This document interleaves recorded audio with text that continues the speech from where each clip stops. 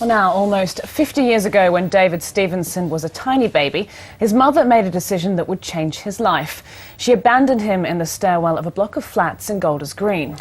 David was found by a WPC, wrapped in a rainbow-coloured blanket. And to this day, that's the only connection he has to his biological mother. But he's now hoping that 5 decades later, he might be able to track down the woman who left him when he was just a few hours old. Lewis Vaughan-Jones took David back to the place where his story began.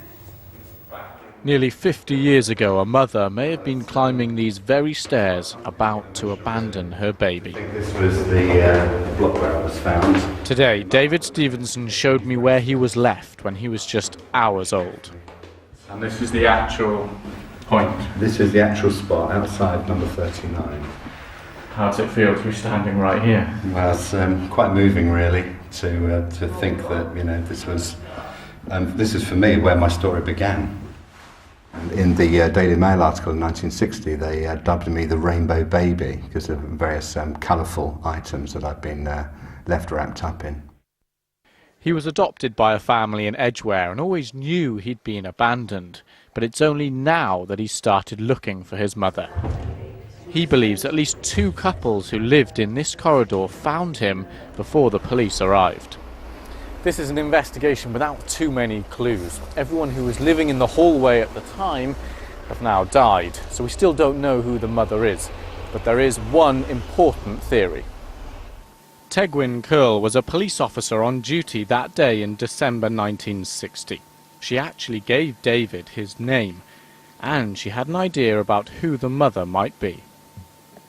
I knew that there were Swedish girls had been working in that area, and I had an idea that perhaps one of the au pairs might have been his mother.